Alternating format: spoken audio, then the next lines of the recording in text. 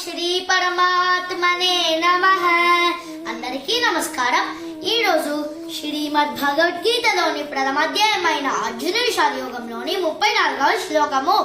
ఆచార్య పితర పుత్రాః తథైవ చ పితామహాః మాతులాశ్వశురాః పౌత్రాః శ్యాలాః సంబంధినస్తథా.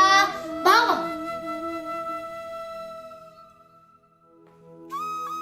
గురువులు, తండ్రులు, పుత్రులు, మేనమామలు, బావలు, బామర్దులు, మనవళ్ళు మరియు ఇతర బంధువులు తమ ధన ప్రాణాల యందు ఆశను వదులుకొని రణరంగం పైన నిలిచి ఉన్నారు. 35వ శ్లోకము.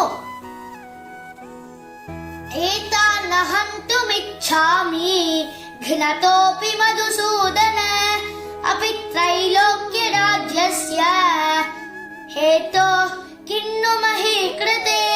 భావం: ఓ మధుకైటవులను చంపిన మధుసూదన, వీరు నా పైన దాడి చేసినా నేను వారిని చంపను లేదా దాడి చేయను.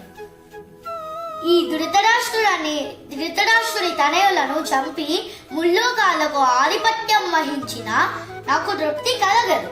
36వ శ్లోకము. నిహత్య ధర్తరాష్ట్రాన్నః కా ప్రీతి స్యాద్ జనార్దన పాపమేవాశ్రయేదస్మాన్ హత్వైతానాతతాయినః. భావం: ఓ జనార్దన, ఈ ధార్తరాష్ట్రాలను చంపినా నాకు సంతోషం కలగదు. ఈ ఆతతాయిలను చంపినా మనకు క్షత్రియ హత్య పాపకమే చుట్టుకుంటుంది. ఓం శ్రీ పరమాత్మనే నమః.